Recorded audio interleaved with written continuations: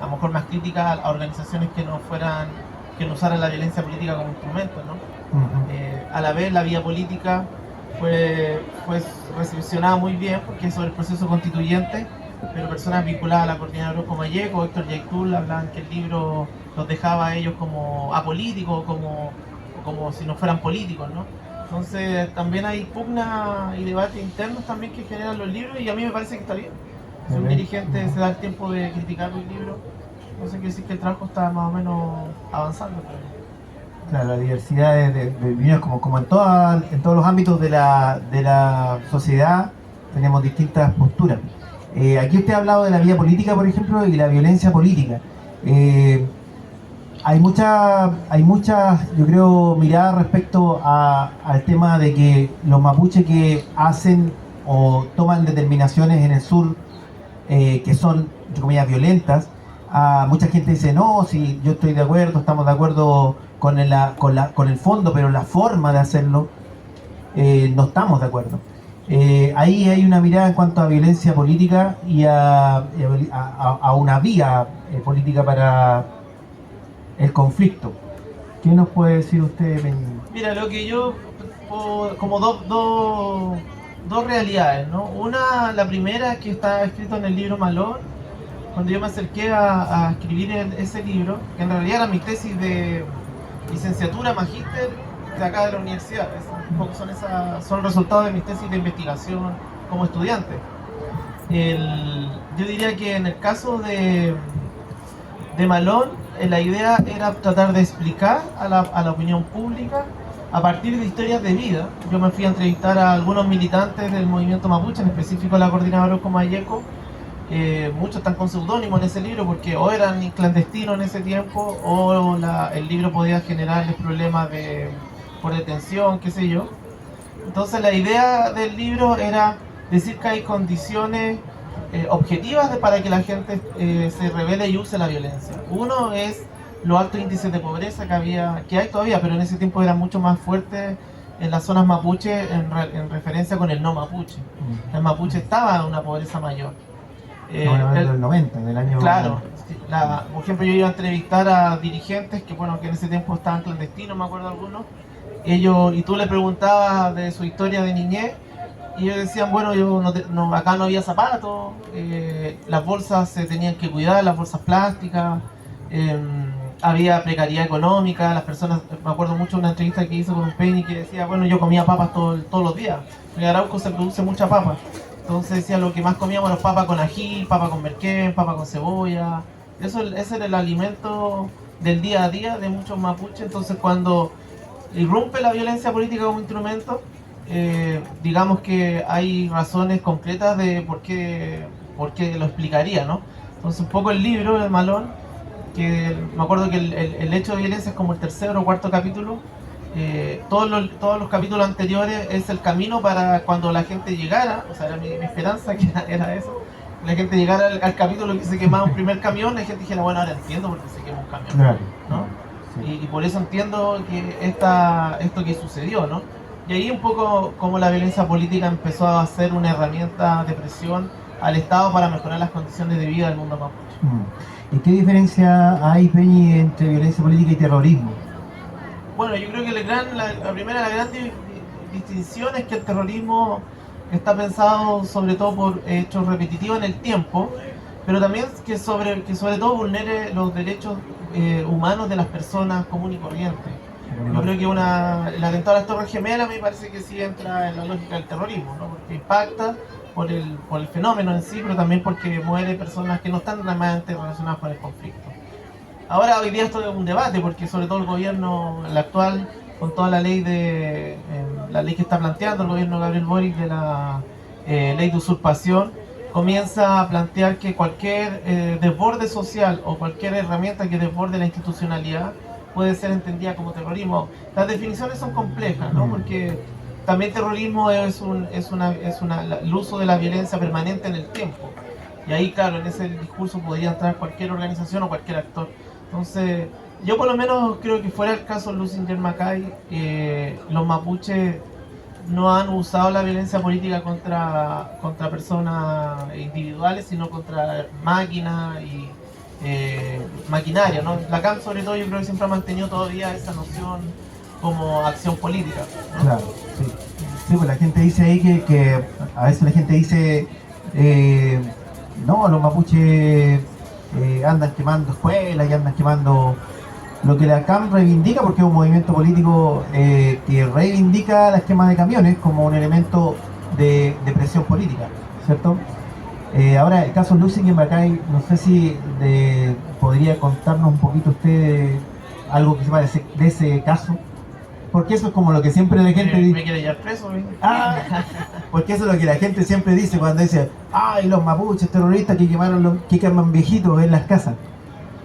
Mira, el puro problema de trabajar con la historia reciente es justamente que uno tiene que a veces diferir entre qué información es bueno reconstruir o no, ¿no?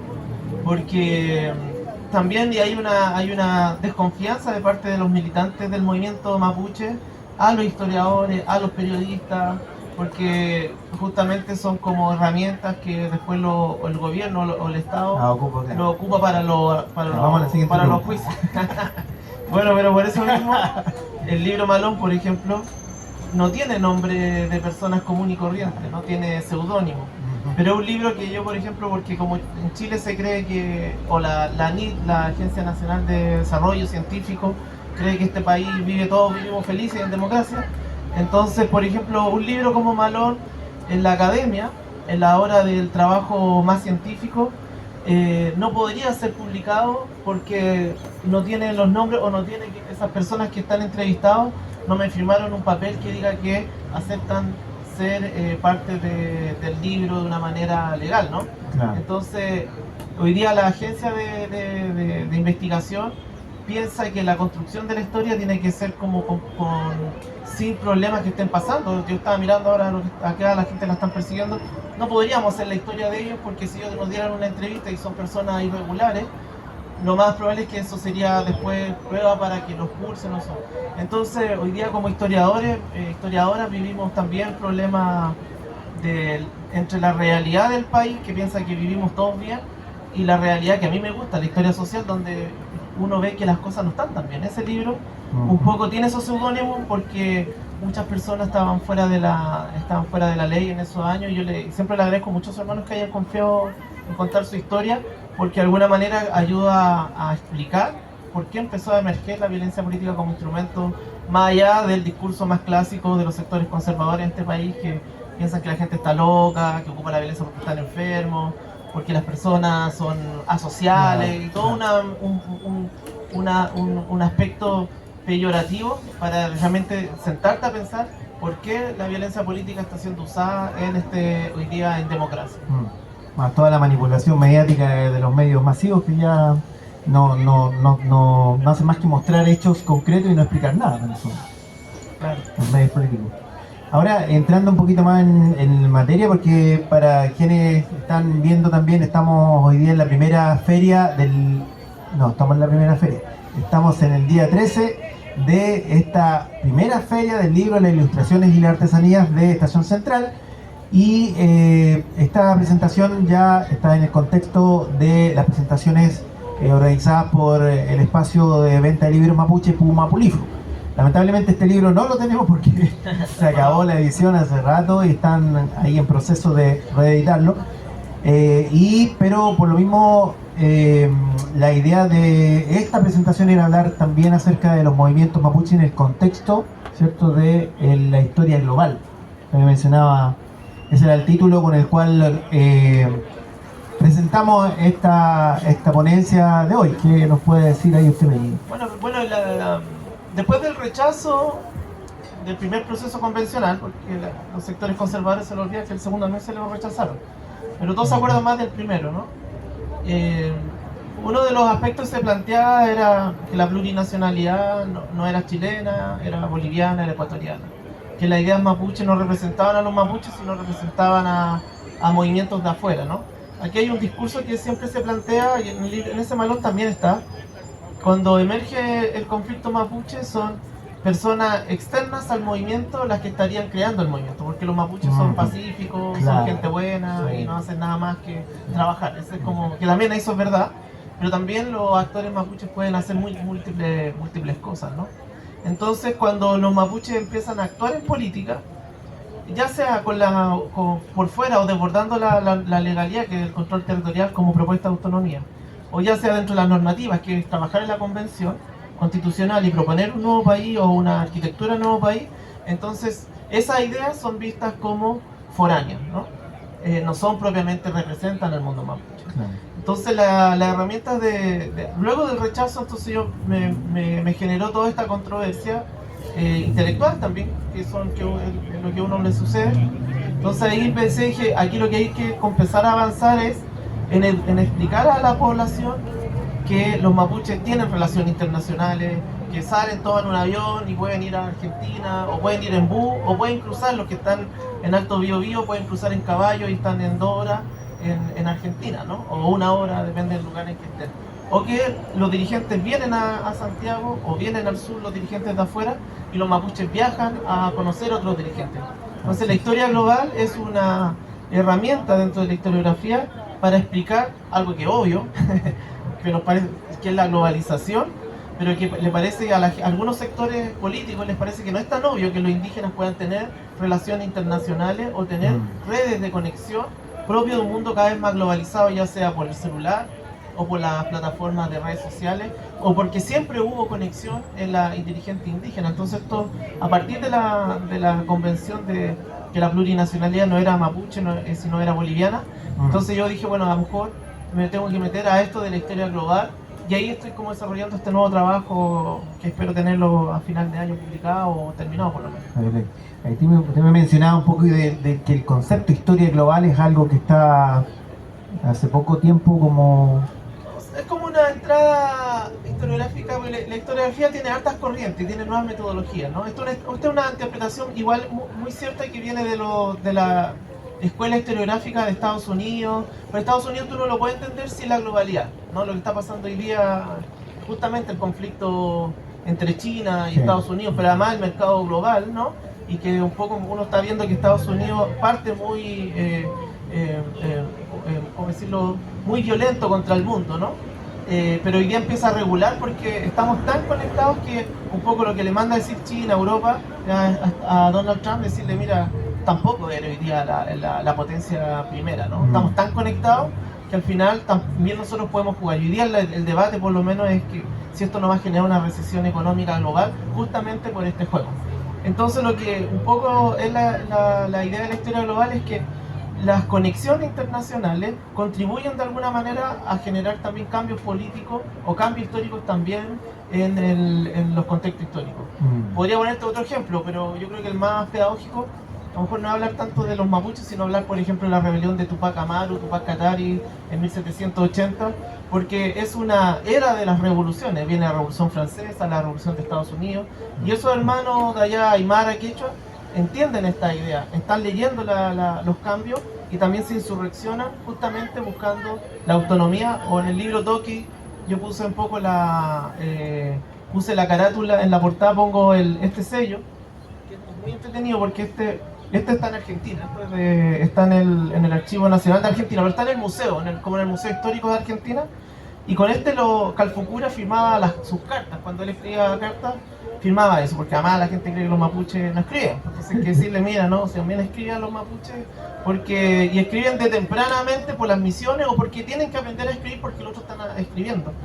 Pero además este sello es, lo que yo trato de plantear tiene un sable de la ilustración muy propia de las revoluciones, tiene una lanza, tiene boleadoras, pero además con eso firmaba las cartas. Entonces aquí, este acto, solo este sello, ya es la muestra de que los mapuches están pensando en lo que es la Revolución Francesa, que es la ilustración. De alguna manera, tener que poner una firma, tener que poner un sello, es la era de las revoluciones. Y por lo tanto, aquí si uno ve la conexión, en este sello uno puede decir, mira, acá los mapuches están entendiendo que el mundo está cambiando y se están adaptando a ese cambio, pero quieren adaptarse o quieren incorporarse, o también no quieren incorporarse, que es la historia de este libro, pero de alguna manera con sus propios planteamientos o ideas, ¿no?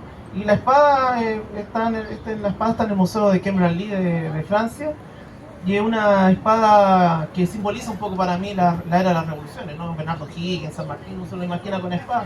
Bueno, los mapuches también tenían. Y también pelearon a lo mejor con espadas en el siglo XVII, XVIII y XIX. Y vale, estamos hablando entonces con Fernando Pairicán, historiador, doctor en historia.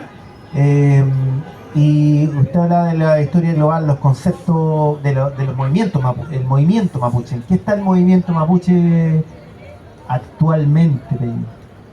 ¿Qué es lo que podemos decir al Yo respecto? creo que tiene tres como conformaciones. Una, yo creo que, bueno, yo hablo de que existen dos corrientes, el movimiento rupturista y globalista que ha generado también harta controversia, y que yo también tengo que asumir que a lo mejor son conceptos que explican, pero también no explican el todo, ¿no? Entonces yo creo que el movimiento yo creo que hay que hablar ya más directamente que hay una vía armada a la liberación nacional, o sea que hay un grupo de organizaciones mapuche que creen que la lucha armada va a ser la manera de conseguir la autonomía al territorio. Y hay otro segmento del movimiento que no ve en el uso de la violencia o mejor dicho, la lucha armada, porque puede haber movimientos, pueden haber paros, pueden haber tomas de tierra que pueden ser entendidas como violencia, pero tal vez no. Yo creo que hay dos movimientos, uno que cree en la lucha armada a la autonomía y otro movimiento que no cree en la lucha armada a la autonomía, pero que aspiran a lo mismo. Y yo creo que eso se empieza a sembrar tal vez claramente con más fuerza luego del año 2016, donde ya surge Aucán Huaychamá, Liberación Nacional, la Corrida de los Comayeco, con un proceso de renovación interna, digo yo, ideológica, que es más cercana al catarismo, y la resistencia a la Afkenche, ¿no? Entonces uno ya puede hablar que hay organizaciones que ven en la lucha armada como una forma de avanzar hacia la autonomía. Yo creo que eso es un cambio, ¿no? Antes está más diluido, tal vez más confuso, ¿no? Y hay otro segmento del movimiento que ve en las elecciones, como lo podemos ver ahí ahora con lo que se está generando en la plataforma mapuche o las organizaciones que están en el sur, que están el bloque mapuche, el bloque mapuche, exacto, que ven que llegar a ser diputado, senador o presidir los municipios es una manera también de avanzar hacia la autonomía. Claro, actualmente el bloque mapuche está postulándose de una forma bien interesante, porque se está postulando ahora en la novena región, en Gualmapu. Se está postulando la Lamien Rosa Catrileo, que fue constituyente en el primer proceso, y están yendo por una vía independiente, o sea, el camino difícil. Claro. El patrocinio para ir por un camino sin dependencia de los partidos, de los bloques o de los partidos que actualmente están, o los bloques políticos político-partidistas, porque cuando uno habla también acerca de política, dicen, los mapuches no somos políticos, todos hacemos política. Lo que tenemos diferencia es en quienes están en los partidos políticos de política partidista, y ahí hay otra diferencia. Aquí este movimiento, este segmento está iniciando un camino, me parece bien interesante, porque está juntando los patrocinios para ir en forma independiente. No sé qué le parece a usted. No, yo creo que todos los caminos son viables. Y mientras sirvan para los trabajos de autonomía, poder avanzar en los reconocimientos de los derechos indígenas, me parece que están bien. Así que yo creo que hay que apoyar a todo lo que sea mapuche, hay que apoyarlo. Claro. Según la historia que usted conoce y todo, los mapuches queremos dividir Chile, ¿no? Yo creo que no. O sea, yo creo que el proceso convencional, el uno, más allá de las políticas de racismo, ¿no? También yo creo que es una alarma hacia el movimiento de qué es lo que está pensando un segmento de la población mapuche que ve en que una fractura muy radical con Chile tampoco es el camino, ¿no? Porque la elección sí muestra que lugares mapuche en el sur también votaron principalmente contra el rechazo, ¿no? Yo creo que eso es muy amplio, sí, no solamente por el tema de la plurinacionalidad. La gente que dijo que había que irse en contra del rodeo, eso por supuesto también impacta, porque los mapuches también practican rodeo, tienen una vida cultural campestre, por decirlo de alguna manera, donde son otros elementos los que también van contribuyendo. También el rol de la iglesia evangélica creo que es cada vez más fuerte en esa zona. Pero lo que te muestra la elección es que es la elección en realidad de la convención, tanto la primera y la segunda, es que la sociedad chilena, la people, como dice Pamela Díaz, la people, tiene un elemento que de alguna manera no es el extremo, ¿no? Por eso yo creo que los sectores de derecha como CAS, qué sé yo, que creen que la gente vota eso, el segundo proceso convencional les dice que no, la gente no, tampoco quiere eso, sino que es un punto, no sé si intermedio, pero un punto que ni allá ni acá va. Eso es lo que te muestran las elecciones. Y en ese ámbito también ahí hay un discurso de que el movimiento mapuche plantea a lo mejor autonomías, un discurso sin explicarlo, y la población mayoritaria a lo mejor no está en eso. Ahora, yo creo que nosotros tenemos derecho a la autonomía, ¿no? O sea, creo que los mapuches tenemos el derecho a ejercer nuestra autonomía dentro de los marcos o del Estado o lo que nuestro movimiento quiera decidir. Eso yo creo que pasa de nuestra bandera, hemos construido un movimiento, ¿no? También lo que la people a veces diga no quiere decir que sea necesariamente que sea lo correcto, porque el populismo también de los políticos hoy día es que lo que la gente quiere. Yo estoy mirando, la gente quiere sacar a la gente que está trabajando en la calle, pero la realidad es que mucha gente tiene que trabajar porque no tiene dinero para poder de alguna manera subsistir. Entonces, entre la realidad y lo que está pasando, creo que eso es lo que hay que buscar. Y cuando habla de autonomía, Peñi, ¿a qué se refiere específicamente? Porque ahí cuando la gente no tiene muy claro los conceptos de autonomía, o sea, quieren tener su propio país, quieren dividirse y vamos a quedar. Yo he escuchado, son comentarios que a mí me toca por estar allá en el puesto, conversar con gente y no, pero es que a lo mejor quieren cortar el país y quieren tener su propio. ¿Cómo explicarles a ellos? Sí, creo que la autonomía es una forma de ejercer el derecho a autogobierno dentro de un Estado que permita eso. No es la separación. La autonomía de alguna manera es que el Estado chileno tiene que entregar herramientas, ¿no? Tanto económicas, políticas, pero también reales, para que los mapuches o los indígenas podamos ejercer nuestro derecho al autogobierno. Y el autogobierno es tomar decisiones que consideramos nosotros más apropiados para la proyección de nuestro pueblo a futuro, ¿no? Hay algo que es concreto hoy día, creo yo. Las políticas indígenas, ¿no? Lo que uno está observando hoy día es que las personas hablan menos el idioma mapuche, las personas se reconocen menos como indígenas, de alguna manera las personas están de alguna manera colonizadas de alguna manera con estas políticas de reconocimiento. Entonces si nosotros queremos preservarnos como pueblo, con nuestra idea, nuestra sociedad, nuestra cultura, sí tenemos que ejercer el derecho a la autonomía en temas que consideremos que son relevantes. Yo creo uno relevante, el derecho a decisión. Si no tenemos poder de decisión en el Parlamento, donde se está decidiendo temas, nunca vamos a poder salir de este proceso de colonialismo, porque los sectores no indígenas no quieren de alguna manera que nosotros podamos avanzar en los derechos. Lo vimos en la convención, lo vimos en los discursos de odio que vino después de la convención, y lo vemos también en cosas tan simples como el Parlamento se niega a entregar apoyo económico a CONADI para que pueda comprar tierras, ¿no? Entonces, de alguna manera, el objetivo es erosionar la institucionalidad indígena y finalmente, digo yo, acabarnos lentamente como pueblo, ¿no?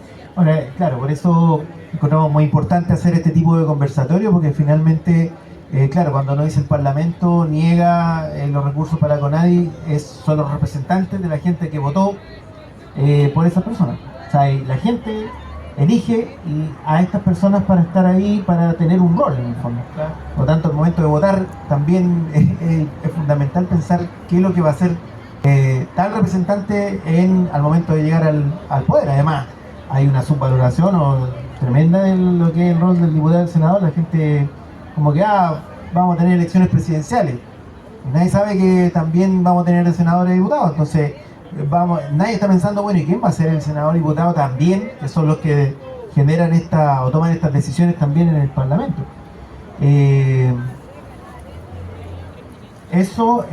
Bueno, y la vía política.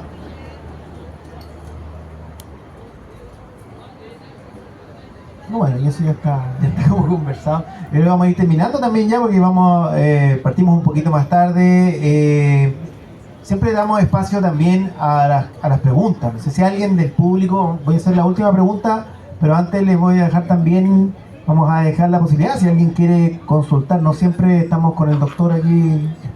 Doctor, no vayan a preguntar cosas de medicina, por favor. Son doctores en historia. ¿Alguna pregunta que le quieran decir, hablar, consultar? sobre la historia mapuche. A veces puede que uno crea que las preguntas, pero ¿cómo le voy a preguntar esto? Es muy tonto lo que voy a preguntar. Nada, ninguna pregunta es tonta. Todas las preguntas tienen su lado por donde poder desarrollarse. Así es que si alguien tiene una consulta, por último, si quiere la puede mandar escrita, no sé, relacionado con el tema. Pero ya para ir terminando, Peñi, siempre agradeciéndole su disposición, su buena disposición. Yo sé que a esta hora te podría estar en otro lado. Seguramente estaría en la casa. Bueno, por eso, eligió estar aquí, eso es importante. Cuando uno en los mapuche cursa una invitación, un manguel, le llamamos un manguel lungún, hay una gran consideración por la persona porque destina su tiempo a estar acá. Entonces, nosotros lo que hacemos también es atenderlo, que coman, que tomen algo en su venida y hacer un mañum. Un mañum es un agradecimiento mediante algo físico, un regalo, algo. Eso es un mañum tum. Para nosotros es súper importante porque uno respeta el tiempo, la preparación, esos son aspectos culturales que de repente la gente a veces no las entiende, no las comprende. Y también es bueno conversarlos en estos espacios. La última pregunta que yo le quería hacer, y que bueno, tiene que ver con el tiempo en que estamos. Usted mencionaba, por ejemplo, que los extremos en este país, a lo mejor los extremos políticos no tienen tanta relevancia, sin embargo, hay un candidato que ha generado mucho revuelo de la extrema derecha y aparece y tiene más votación. Eso tiene que ver con los medios de comunicación también. Las redes sociales. Las redes sociales. ¿Cómo cree usted que como mapuche podemos enfrentar el tema de los medios de comunicación? Uno hace reflexiones respecto a cómo llegar, porque nosotros en el fondo no tenemos el caudal de dinero que tienen las empresas y los dueños de Chile, porque hablemos de que aquí Chile, este país, tiene dueños, tiene gente que tiene muchísimo dinero y ellos invierten su dinero para que sus posiciones y su mirada pueda anteponerse, sobre todo en la televisión. Ya sabemos que la televisión es un duopolio, ¿cierto? Los duopolios significa que son dos conglomerados, los dueños de la mayoría de los medios de comunicación, salvan básicamente la radio Universidad de Chile, la radio de la Universidad de Santiago, algunos canales de televisión, y bueno, en eso agradezco también a Radio Universidad de Chile que nos hizo una difusión al principio de esta feria.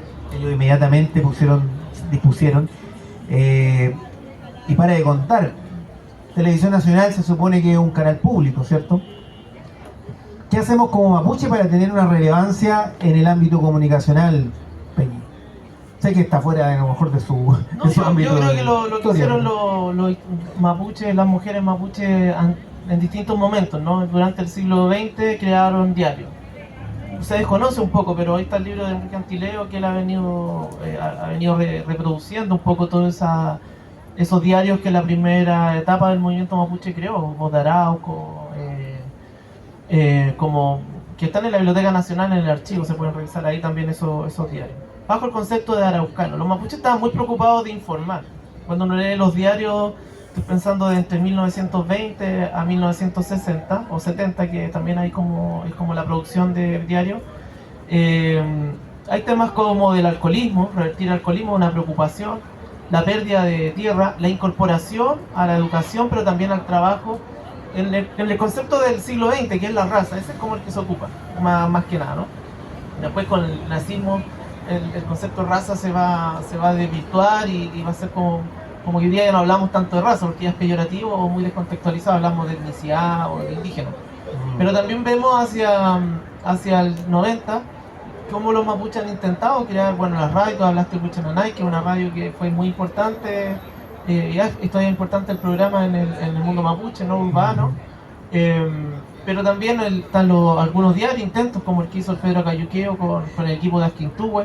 Yo creo que nos falta a nosotros crear nuestras propias plataformas. A mí como que me tiene un poco cansado esto de que los medios de comunicación no nos informan, que no nos toman, que bueno, a lo mejor el trabajo no pasa porque no tengamos que depender de ellos, ¿no? Tal vez lo que hay que hacer es ponerse de acuerdo entre nosotros mismos y crear nuestros medios de comunicación, nuestra radio.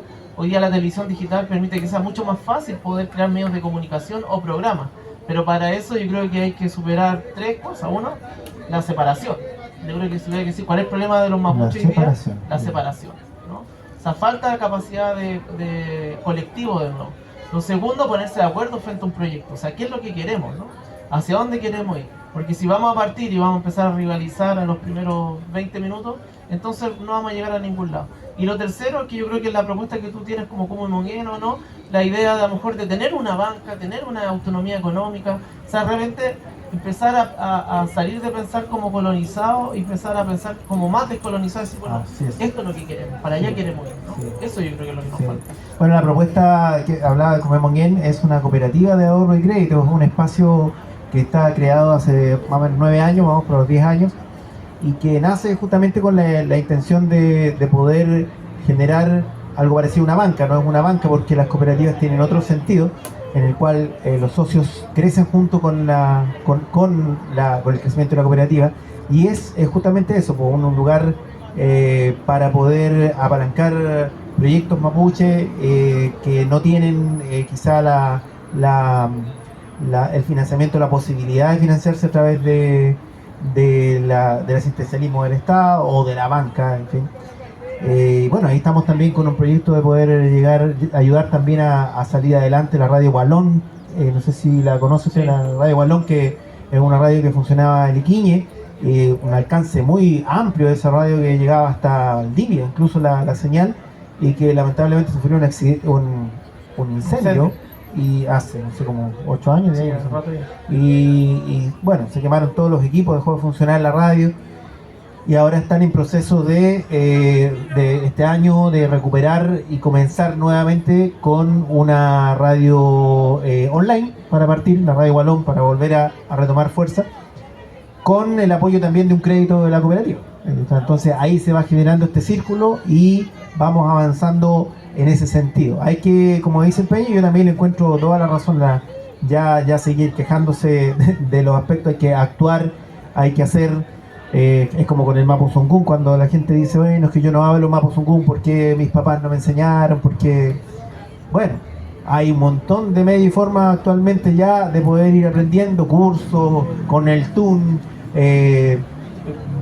diccionario, cursos online, ahora personas que también se dedican a enseñar, que son influencers, que se llaman. Así que ahí vamos a ir para adelante con eso, con harto Nehuen Tuleín, Pachantu Topachi Monguén.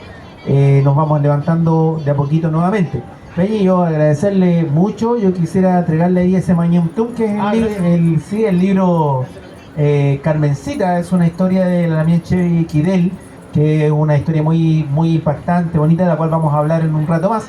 Le invitamos a la gente a pasar, a quedarse, porque vamos a hablar en unos 5 minutos más con la Lamien Marjorie Waiki, que ya está aquí, ya la Lamien, ya. Nos va a hablar acerca de su libro Mari Leamos, y algunos otros proyectos más también. Ahí va a ser entrevistada por la Lamien Claudia Morales Rey. Eso. Gracias, Peñi. Una fafán entonces grande para el Peñi. Ya.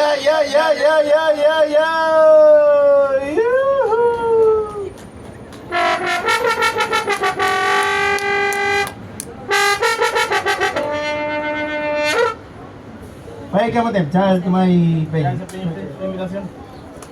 Creo que ya le seguimos. En un ratito ya va a entrar en 5 minutos más. Vamos a comenzar con la Lamien Marjorie.